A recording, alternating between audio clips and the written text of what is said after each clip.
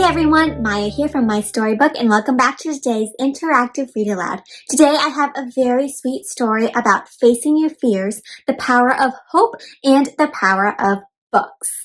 Okay, my friends, this is going to be a great one that covers a bunch of different topics, has the most lovable characters, beautiful illustrations, and a great message as well. Okay, my friends, before we get started, let me know, what is one thing that helps you face your fears? Or share with me a time that you faced your fears. Wow. Well, this book is going to help us find some new strategies to face our fears and give us some ideas of what we can do to find hope. All right, my friends, double thumbs up if you're ready to get started. Excellent. Let's begin. The title of today's interactive read aloud is Feeling Hopeful, written by Laura Wippell and illustrated by Stella Mongodi. So that means the author is the one who wrote all the words and the illustrator is the one who drew all the pictures. And you're going to see some beautiful colors in this very sweet story. But before we get started, my friends, what do you notice going on the cover? Right, I do. I see a creature here. It looks like a dragon. It has wings. It's really big, all right, my friends. And I see some other characters. What are they doing? They're reading some books. I see books. This looks like a teddy bear, little duck. Look at this little mouse is holding the book as an umbrella. Let's see what's going on in Feeling Hopeful. All right, let's check it out. Here's our title page, my friends. It has the title of our book on our author and illustrator, and I see some little character friends down here. Feeling Hopeful. Hope somersaulted across the blue sky. So I think that hope must be the sound of the dragon. And look at this huge dragon, my friends. Can you pretend to somersault through the sky? Maybe tumble, or maybe you can do a somersault on the ground.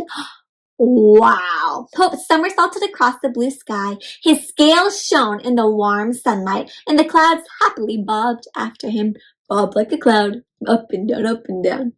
Far below Hope, the world seemed amiss. Something seemed wrong with the world, amiss. Fear was everywhere, but it looked and felt different for everyone. Hope could not stand the gray, fearful world he saw beneath his rainbow snout. He was hunting fear. So this dragon's gonna hunt the fear, try to get rid of it. Hope glimpsed Heidi many miles below on her parents' farm. So this must be Heidi right here. And do you see the fear on Heidi? That looks like the fear to me. Fear hoisted its huge body on top of Heidi's head. So Fear's trying to crawl on top of Heidi's head. She tried going for a ride so Fear would fall off. And Hope watched as Heidi streaked across the paddocks, streaked across the grounds, and the wind whistling in her ears. But when she finally came to a stop, Fear was still there. Hope saw his chance. Quick as a flash, he chomped and crunched and munched down on Fear. Hope pranced across the horizon. He was hungry for more fear. So the dragon grabbed the fear and ate it. Can you chomp it like a dragon? Chomp, munch. He's trying to get rid of all the fear. Ooh, let's see. Yummy. He wants more. Creeping through the window, this tentacle. Down below, he saw Josepha sitting in the corner of her bedroom. Fear dug its tentacles into her shoulder. Hope watched as Josepha tried scrunching up her shoulders and flopping her arms so Fear would fall off. When she finally came to a stop, Fear was still there. But what do you think Hope the dragon's going to do about that? Hope did not hesitate. Faster than lightning, he gobbled and guzzled and chewed down Fear. My friends, grabbed the fear and chomp it, guzzle it. Ooh. Hope romped through the fresh air. He still had room for dessert. So Hope wants some more fear. Oh no, do you see the fear here? Clinging to his back. All the way down, he saw Luca holding his grandmother's bony hand. Fear wrapped its slimy body tighter and tighter around his throat. Hope watched as Luca tried singing so Fear would loosen its grip, but when he finally finished his song, Fear was still there. Hope acted swiftly. Quick as a wink, he slooshed and slurped and sucked up Fear. All these verbs for eating, my friends. Slurped and sucked up Fear. Can you slurp and suck? Wow. Looks like Hope is pretty full of fear. Hope tried leaping into the air, but he had too much fear inside him. No matter how much fear Hope ate, it kept appearing in new places and forms. She's trying to get rid of all of it, but it seems like fear keeps coming back. What can Hope do, my friends? Hope had heard of the Reader, who is gentle and wise.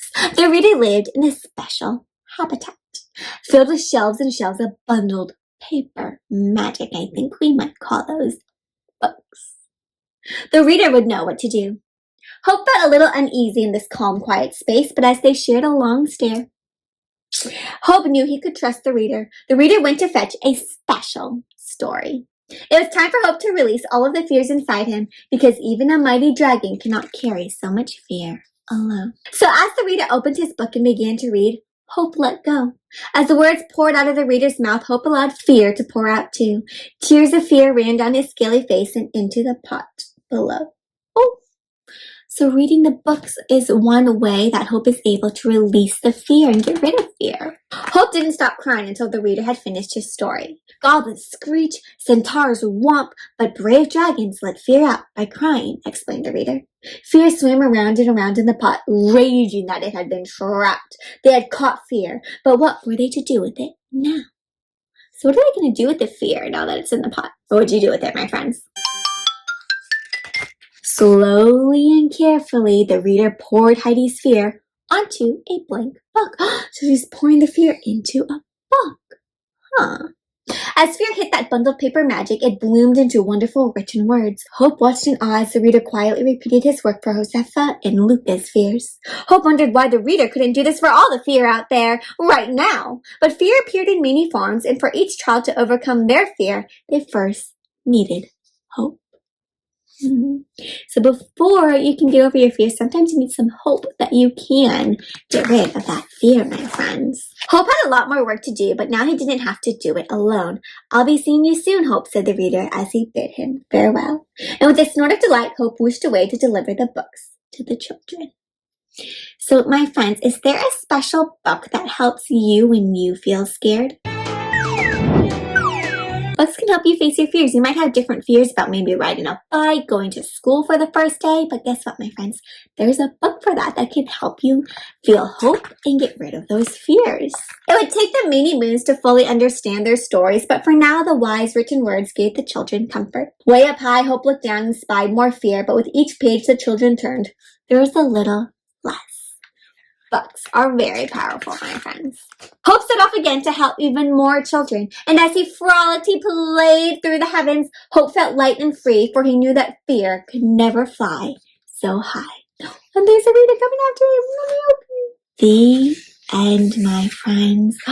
Ooh, so what a sweet story about fear and hope and ways that you can conquer your fears, my friends. So next time you feel a little bit scared or something, just think of Hope the dragon snatching your fear away and then helping you maybe find a story that can help you face your fears, or helping you believe and hope that there is a brighter rainbow around the corner. All right, my friends, what was one of your favorite parts about this story? Yeah, I really liked how the Reader showed how the dragon cried out the fear, and then they poured the fear into a book, and the fears became a story that the children could read to help them understand their fears and maybe not be so scared anymore. All right, my friends. So this book really inspires me to go out and find, next time I feel scared about something, to find a story that can maybe help me feel better or help someone I know feel better. If you enjoyed this interactive read aloud, my friends, please be sure to like and subscribe to MaiStoryBook's YouTube channel by clicking on that thumbs up button and hitting that subscribe. I can't wait to read more reading adventures with all of you, but until next time, happy reading!